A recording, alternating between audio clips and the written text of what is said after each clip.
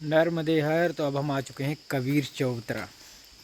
तो हम अभी अमरकंटक में हैं। अमरकंटक के आसपास के जितने भी तीर्थ हैं वो सारे उनके दर्शन कर रहे हैं, घूम रहे हैं। तो ये कबीर चौतरा है। तो यहाँ पे कबीर दुग्धारा कुंड भी है। और ऐसा बोलते हैं कि यहाँ से एक नदी भी निकली है जिसका उद्गम स्थल है यहीं। दूसरा, कबीर साहब ने यहाँ पे कुछ दिन रह के बैठ के यहाँ तपस्या भी की थी। कुछ लोगों का कहना है। यहाँ पे एक बरगद का पेड़ है, वो भी दिखाएंगे। सबकी अपनी अपनी धारणाएं हैं, पर ये बहुत ही नेचर से रिच स्थान है। बहुत सुंदर है, अद्भुत है। यहाँ पे कुछ लोग भी रहते हैं, कबीरपंथी जो हैं, और उन्हीं के रुकने का यहाँ पे प्रारंभ मतलब प्रबंध भी होता है। और कोई नहीं रुक सकता और किसी को नहीं रुकवाते वो। तो ये बहुत सुंदर सा है, पूरा जंगल में है। रोड भी पास से ही गुजरा है, हाईवे।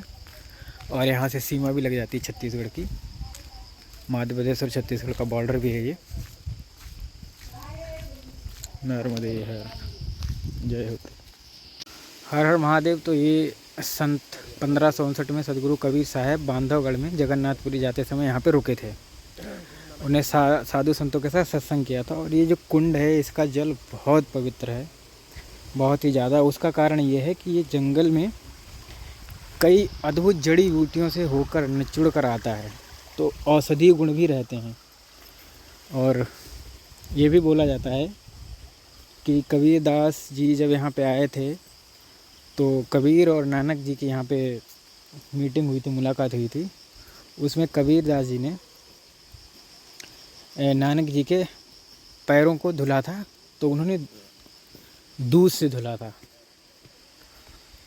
और कबीर वट तो वो दूर है, वहाँ चलेंगे अभी। बाकी ये कबीर चौतरा है, तो इसके दर्शन कर लेते हैं। कबीर बड़े अद्भुत संत थे, भगवान का ही रूप थे वो। परमात्मा की विशेष उन पे कृपा थी।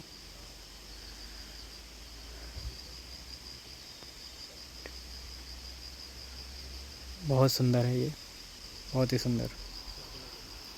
तो यहाँ पे जो धारा निकलती है जल की, वो बहुत ही औषधीय गुण होते हैं उसमें। पहले हम जल धारा दिखाते हैं, फिर कबीर वट पे चलेंगे। जय हो। ये जल यहाँ पे निरंतर बहता रहता है। मैं गर्मी के मौसम में आया था तब भी था, और अभी तो फ़िलहाल बारिश का मौसम है तो है ही है। यहाँ पे हर महीने रहता है, ये हर समय रहता है, 12 महीने रहता है जल। और आगे जाके ये सोन नदी में मिल जाता है ये जल। सोन नदी के साथ संगम हो जाता है इस नदी का। तो ये बहुत अद्भुत है।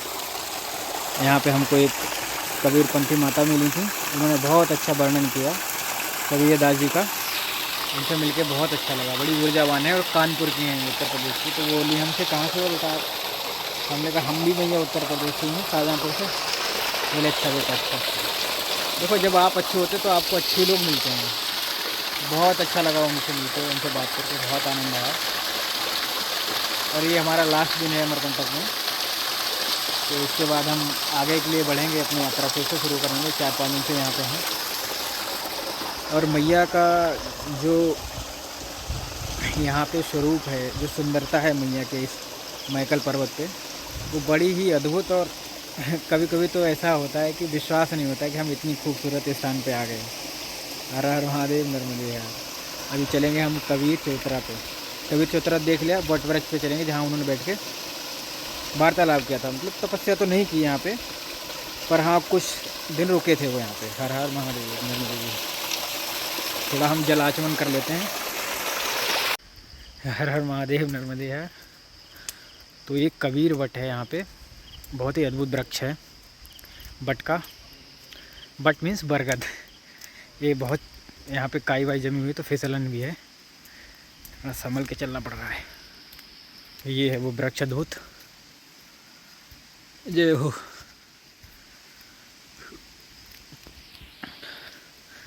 हमारा उद्देश्य है कि हम सारी डिवाइन जो भी जितने भी डिवाइन स्थान हैं, धार्मिक स्थान हैं, वो सारे देखें। और ये तो अद्भुत ही है, बहुत खूबसूरत, बहुत सुंदर, और होना भी चाहिए। क्या कमाल स्थान है। हे परमात्मा, देखिए प्रभु, बहुत ही सुंदर है, बहुत सुंदर। देखो कहाँ से गिरा के ये, कोई मैसेज है हमारे लिए शायद। कुछ गलती हुई है क्या? हर हर महादेव। जय हो, जय हो प्रभु।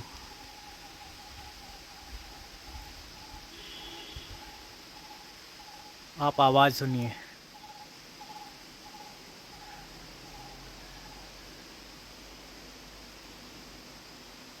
वाह,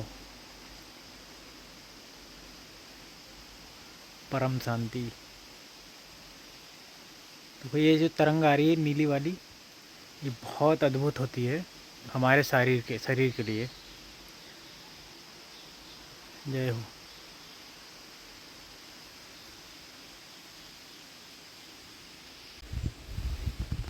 नर्मदे हर।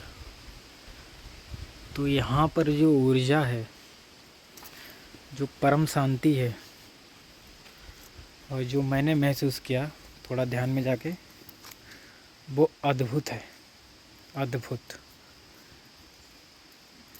बहुत ही अद्भुत ऊर्जा है यहाँ पे। वैसे तो अमरकंटक में ही पूरे में ऊर्जा ही है, लेकिन यहाँ पर तो बहुत अलग डिवाइन ऊर्जा है, बहुत ही ज़्यादा।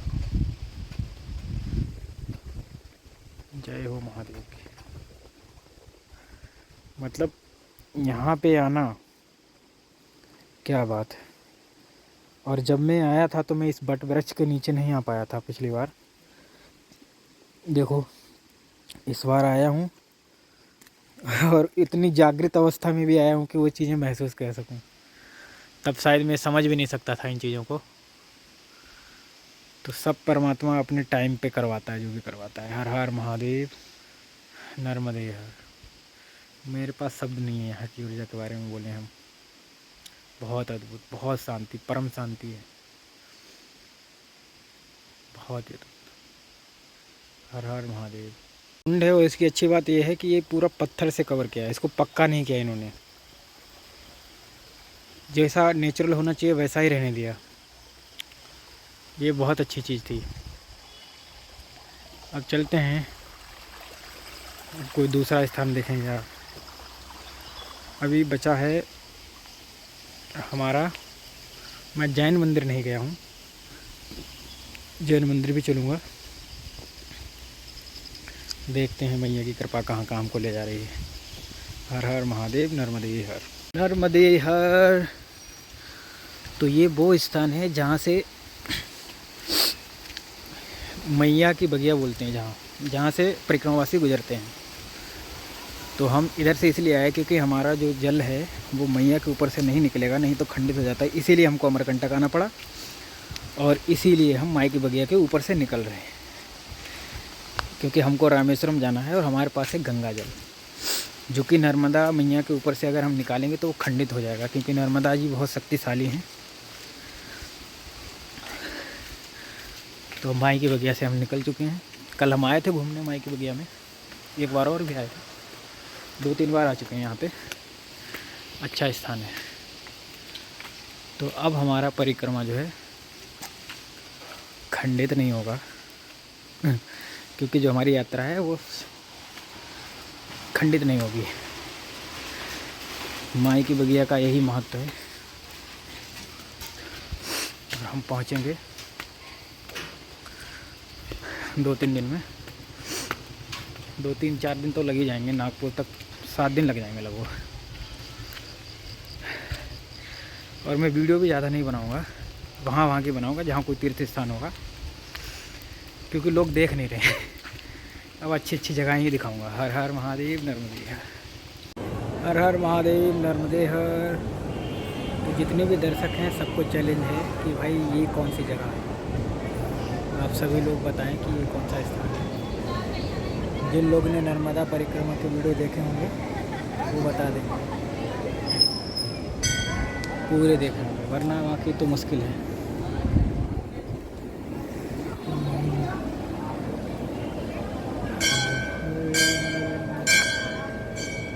ज़्यादा ब्लॉग नहीं बना रहा हूँ मैं 2-3 दिन से, मज़ा ही नहीं आ रहा, कोई आनंद नहीं आ रहा, इसलिए नहीं बना रहा।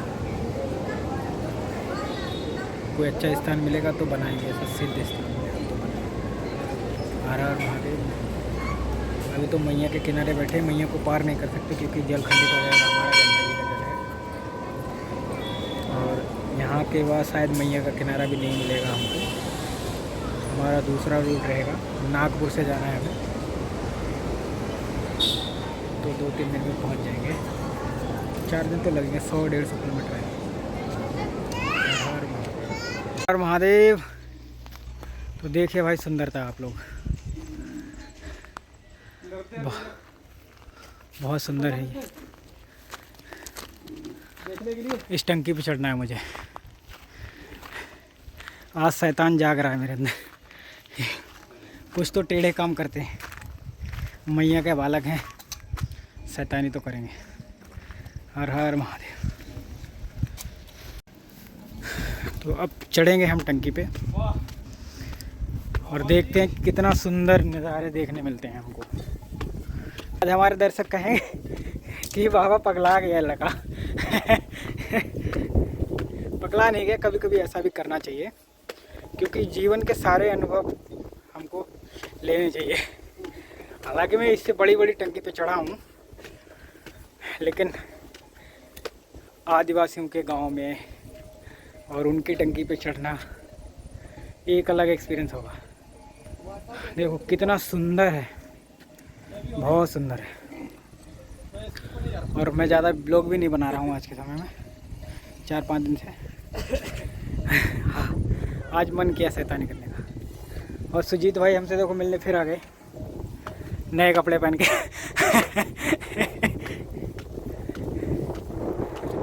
कितने के मिले ये कपड़े बोल के? चलो यार, क्यों घबरा रहे हो, हम है ना।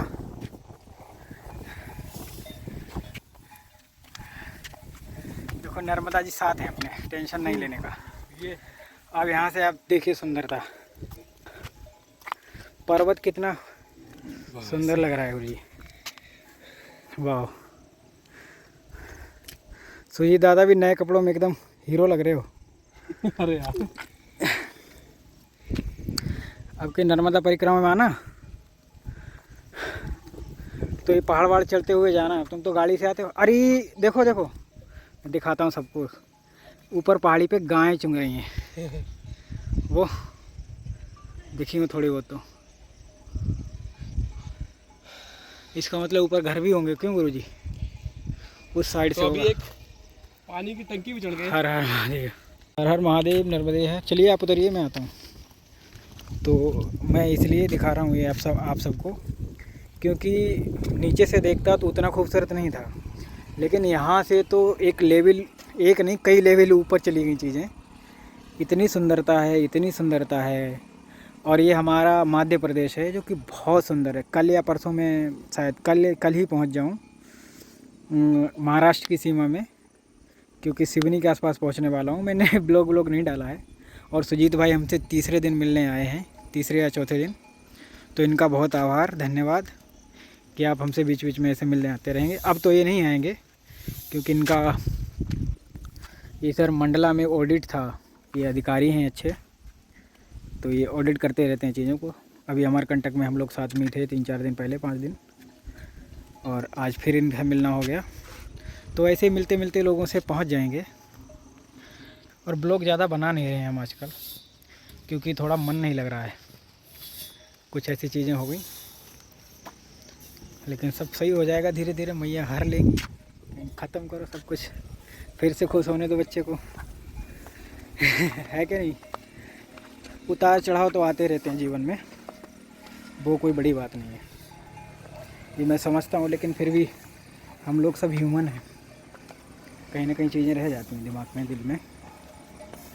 नर्मदे हर, हर हर महादेव, हर हर महादेव, नर्मदे हर। तो यहाँ पे एक मंदिर है लेकिन इस पे ताला लगा है। जय हो महाकाली। और सामने बह रही है घुघरा रिवर, घुघरी। ये मैया में ही जाके संगम करती है घुघरी नदी। बहुत बहाव है तेज इसका। मंदिर पे कोई नहीं है।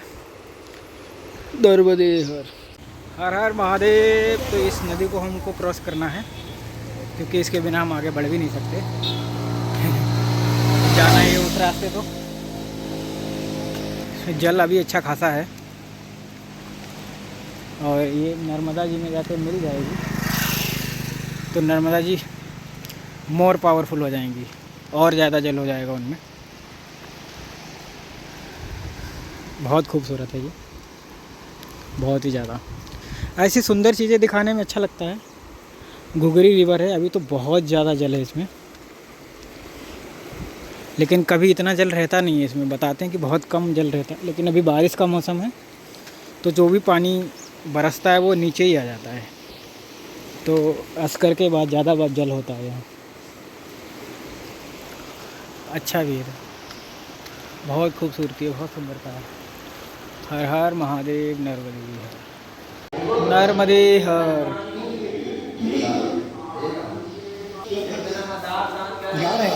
नहीं आ रहे हैं। तो ये नर्मदा मैया है, मतलब नर्मदा मंदिर है सूर्यकुंड में। तो हम सूर्यकुंड तक आ गए हैं और कल निकलेंगे यहाँ से क्योंकि मंडला में भी बुला रहे हैं लोग। अभी बहुत टाइम है तो पहुँच जाएंगे मंडला। 2-3 किलोमीटर ही है यहाँ से, 4 किलोमीटर। मंडला में हमारे बर्मन जी हैं, घनश्याम जी, तो उन्होंने स्पेशल रिक्वेस्ट की है कि बाबा जी आप हमारे यहाँ एक दिन रुक के जाएंगे, एक रात। और उनके यहाँ भजन की भी संध्या है तो भजन भी गाएंगे। हम तो भजन भी गाना जानते हैं, बढ़िया बढ़िया 2-4 भजन गाएंगे, राधा रानी के, कृष्ण के, महादेव के, और नर्मदा जी का भी 1-2 भजन गा देंगे अगर होगा तो। अभी सूर्यकुंड धाम में है तो हनुमान जी के दर्शन करेंगे। बहुत सुंदर ये नर्मदा मंदिर है, ताला लगा है। बहुत ही डिवाइन प्लेस है, बहुत ही शानदार जगह है। जय हो। तो ये हैं हनुमान जी सूरज कुंड के। इनकी मान्यता है कि इनका सुबह में अलग चेहरा होता है, शाम में अलग होता है, दोपहर में अलग होता है, पर सत्य क्या है ये हम नहीं जानते हैं। ठीक है, हमने यहाँ पर बैठ के एक हनुमान चालीसा का पाठ किया, बहुत अच्छा लगा। बहुत बढ़िया ऊर्जा है यहाँ पे। हर हर महादेव। नर्मदे हर हर महादेव। तो हम हैं धनीराम दादा की धुनी के पास, जिनका शरीर पूर्ण हो चुका है और हम उनकी जो समाधि स्थल है उसके दर्शन के लिए आए हैं। तो ये है श्री श्री 1008 दादा धनीराम बाबा जी की गद्दी। ये मंडला के बहुत ही सिद्ध संत थे, तो हमने कहा इनके दर्शन बहुत आवश्यक हैं तो कर लेते हैं, क्योंकि जो उनके तप की ऊर्जा है वो यहाँ अभी भी है। और सामने थोड़ा अंधेरा हो चुका है, मैया है और ये नर्मदा जी सामने है। हम वहाँ नहीं जाएंगे, हम समाधि चलेंगे दादाजी की, नर्मदे विहार। तो ये लिखा है दादा धनीराम समाधि स्थल।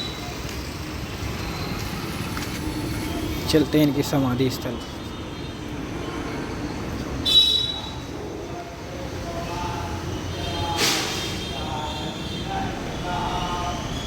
ये महाराज जी थे।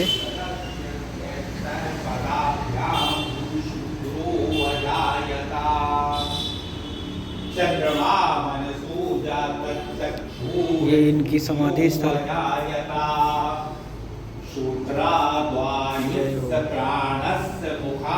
ऐसे लोग आते थे इनके पास, बहुत सिद्ध व्यक्ति थे ये, सिद्ध व्यक्ति का महापुरुष थे। जय हो महादेव। यहाँ पे हनुमान जी भी विराजमान है, बहुत ही अद्भुत यहाँ पे दर्शन रहते हैं हमेशा ही।